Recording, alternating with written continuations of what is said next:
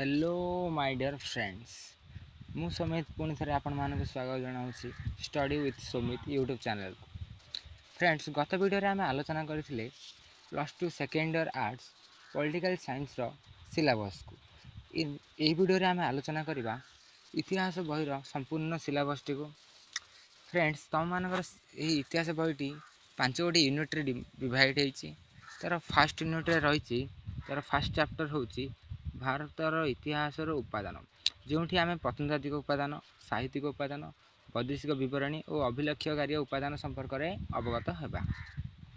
सेहीपरि द्वितीय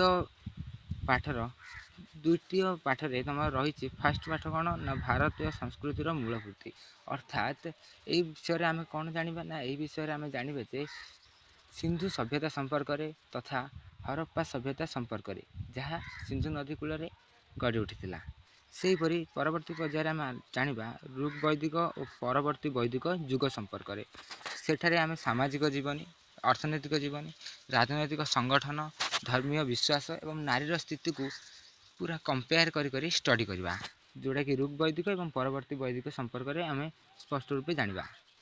सेहीपरि तुमर प्रथम अध्यायर तृतीय पाठरे रही कौन ना प्राचीन राज्य गठन और षोडश महाजन पद अर्थात ऋग वैदिक सभ्यता और परवर्ती वैदिक सभ्यता पर जो आमर 16 गोटी राज्य ख्रीष्टपूर्व 6ठ शताब्दी भारत भूखंड में गढ़ी उठी से राज्य गुड़िक मध्य कौन ना अंग मगध काशी कौशल यहीपरि 16 गोटी राज्य संपर्क में सविशेष आलोचना करवा ये चैप्टर से स्टार्ट हो जाए तुम द्वितीय यूनिट जार प्रथम चैप्टर रोचे ख्रीष्टपूर्व 6ठ शताब्दी धर्म संस्कार आंदोलन तथा जैन धर्म और बौद्ध धर्म एठारे कौन आम आलोचना करवा ना किपरि ब्राह्मण मानक प्राधान्य वृद्धि चलता समय किपरि जैन धर्म एवं बौद्ध धर्म महावीर जैन द्वारा एवं आम श्री गौतम द्वारा किपरि धरापृष्ठ अवतारण करथिला एवं किपरि भाव समाज संस्कार दिगरे से धर्म बहुमुखी अवदान देथिला से संपर्क में आम आलोचना करवा। तापर तुम आसुची कलिंग युद्ध कारण परिमाण और मौर्य शासन एठारे आम आलोचना करवा कलिंग युद्धर कारण फलाफल एवं मगधरे किपरि मौर्य शासन प्रणाली प्रचलित थिला। यापर आम आलोचना करवा शेष चैप्टर रही द्वितीय यूनिट्र गुप्त युगर संस्कृतिर उपलब्धि एठारे कौन आलोचना करवा ना किपरि गुप्त युगर सामाजिक जीवनी थिला राजनैतिक जीवनी गणित किपरि थिला दर्शन शास्त्र किपरि थिला साहित्य किपरि थिला विज्ञान किपरि थिला कला संस्कृति और नारीर स्थिति किपरि थिला इस विषय आम आलोचना करवा। सेहीपरि तुम तृतीय विभाग तृतीय यूनिट्र फास्ट चैप्टर होची परिव्राजक दृष्टि भारतर समाजर अनुभूति यही आम कौन आलोचना करवा ना 3 जन परिव्राजकर विषय आम आलोचना करवा से भीतर रही आल्बेरोनी इबन बतुता और फ्रांकोइस बर्नयर ये 3 जनकर जीवनी संपर्क में आम आलोचना करवा। यापर तुम आसूची दिल्ली रे सुल्तानी शासन जो आम कौन आलोचना करवा ना राष्ट्र स्वरूप अर्थात शासन व्यवस्था किपरि थिला सामाजिक जीवन किपरि थिला एवं नारीर स्थिति किपरि थिला से संपर्क में आम आलोचना करवा।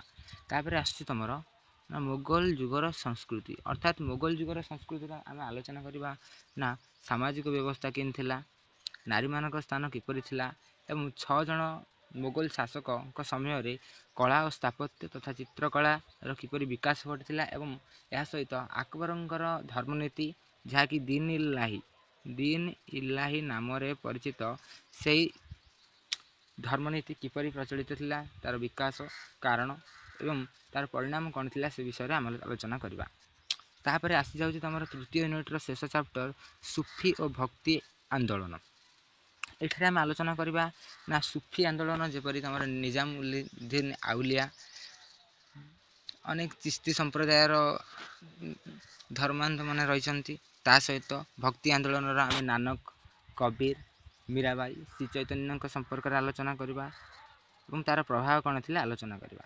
सेहीपरि आसुची आपणकर चतुर्थ यूनिट रे तुम रही फास्ट चैप्टर होची भारत रे इंग्रेज अर्थनीति एठारे आम बुझा 1757 मसीह 1857 मसीह भारत रे इंग्रेज मानकर अर्थनीति किपरि थिला जो जहाँ कि आम ବିତ୍ତ ପ୍ରବାହ ବୋଲି ଆଖ୍ୟା ମଧ୍ୟ ଦେଇଥିଲେ। ତ ଏହି ସମୟରେ ଇଂରେଜମାନେ ଯୋଗାଯୋଗ, ସଡ଼କ ଏବଂ ପରିବହନ ରେଳପଥର କିପରି ବିକାଶ ଘଟିଥିଲା ତଥା ଲର୍ଡ ଡେଲିହାଉସିଙ୍କର ଭାରତକୁ ଥିବା ଆଧୁନିକ ସ୍ପର୍ଶ ପ୍ରତି ଆଲୋଚନା କରିବା, ଚିରସ୍ଥାୟୀ ବନ୍ଦୋବସ୍ତ ସମ୍ପର୍କରେ ଆଲୋଚନା କରିବା। ତା ସହିତ ଆମେ ଆଲୋଚନା କରିବା ମାହଲବାରୀ, ରୟତବାରୀ ପରି ଏବଂ ଅନେକ ବନ୍ଦୋବସ୍ତ ସମ୍ପର୍କରେ। ସେହିପରି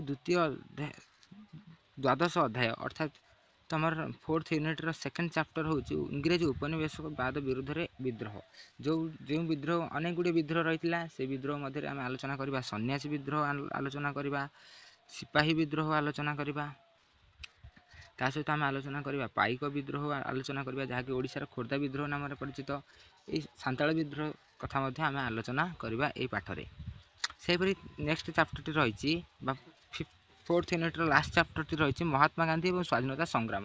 ଅର୍ଥାତ୍ ଏହି ସମୟରେ ଆଲୋଚନା କରିବା ଯେ କିପରି ମହାତ୍ମା ଗାନ୍ଧୀଙ୍କ ଦ୍ୱାରା ଭାରତରେ ଗୋଟିଏ ଜାତୀୟ ଦଳ ଅର୍ଥାତ୍ ଆମ ଜାତୀୟ ଦଳ ରୂପେ ପରିଚିତ କଂଗ୍ରେସ ଦଳ କିପରି ଗଠିତ ହୋଇଥିଲା ଏବଂ ଗାନ୍ଧୀଜୀଙ୍କର ଦ୍ୱାରା ଅସହଯୋଗ, ଆଇନ ଅମାନ୍ୟ ଏବଂ ଭାରତ ଛାଡ଼ ଆନ୍ଦୋଳନ ପରି 3ଟି ଜାତୀୟ ଆନ୍ଦୋଳନ କିପରି ସଂଗଠିତ ହୋଇଥିଲା ସେ ସମ୍ପର୍କରେ ଆମେ ଆଲୋଚନା କରିବା। ଏହାପରେ ଆସିଛି ତମର 5th ୟୁନିଟ୍, ଯାହାର ଫାଷ୍ଟ ଚାପ୍ଟର ହେଉଛି ଔପନିବେଶିକ ନଗରୀକରଣ ତଥା ନଗର ଯୋଜନା ଏବଂ ସ୍ଥାପତ୍ୟ ସମୟରେ। ଅର୍ଥାତ୍ ଯେତେବେଳେ ଇଂରେଜମାନେ ଭାରତକୁ ଆସିଥିଲେ ସେତେବେଳେ ସେମାନେ କିପରି ଭାରତରେ ସହର ଗୁଡ଼ିକରେ ନଗର ଗ୍ରହଣ କରିଚାଲିଥିଲେ ଏବଂ କିପରି ଭାବରେ କୋଲକାତା, ବମ୍ବେ, ମାଡ୍ରାସ ଅଞ୍ଚଳରେ ନିଜର କଳା ସ୍ଥାପତ୍ୟ ଗୁଡ଼ିକୁ ବଢ଼େଇ ଚାଲିଥିଲେ ସେ ସମ୍ପର୍କରେ ଆମେ ଆଲୋଚନା କରିବା। ଏହାପରେ ରହିଛି ସ୍ୱତନ୍ତ୍ର ଓଡ଼ିଶା ପ୍ରଦେଶ ଗଠନ। ସ୍ୱତନ୍ତ୍ର ଓଡ଼ିଶା ପ୍ରଦେଶ ଗଠନରେ ଆମେ ଆଲୋଚନା କରିବା ସାଧାରଣତଃ ଓଡ଼ିଶା ପ୍ରଦେଶ କିପରି ଗଠିତ ହୋଇଥିଲା ଏବଂ ଓଡ଼ିଶା ପ୍ରଦେଶ ଗଠିତ ହେବାରେ ମଧୁସୂଦନ ଦାସଙ୍କର ଭୂମିକା କ'ଣ ଥିଲା, ଗୋପବନ୍ଧୁ ଦାସଙ୍କର ଭୂମିକା କ'ଣ ଥିଲା। ଏହାପରେ ରହିଛି 16ଶ ଅଧ୍ୟାୟ, ଯାହାକି ତମର ଆଧୁନିକ ଓଡ଼ିଶା ଏବଂ ବ୍ୟକ୍ତି ଓ ବିଚାର, ଯେଉଁଠି ଆମେ ସାଧାରଣତଃ 6 ଜଣ ସ୍ୱାଧୀନତା ସଂଗ୍ରାମୀ, ଓଡ଼ିଶାର ସ୍ୱାଧୀନତା ସଂଗ୍ରାମୀମାନଙ୍କର ଜୀବନୀକୁ ଆମେ ଆଲୋଚନା କରିବା। ଯେଉଁଠି ରହିଛନ୍ତି ମହିଳାମାନଙ୍କ ମଧ୍ୟରେ ରହିଛନ୍ତି ମାଳତୀ ଦେବୀ, ସାରଳା ଦେବୀ, ରମା ଦେବୀ ଏବଂ ପୁରୁଷମାନଙ୍କ ମଧ୍ୟରେ ରହିଛନ୍ତି ମଧୁସୂଦନ ଦାସ, ଗୋପବନ୍ଧୁ ଦାସ ଏବଂ କୃଷ୍ଣଚନ୍ଦ୍ର ଗଜପତି।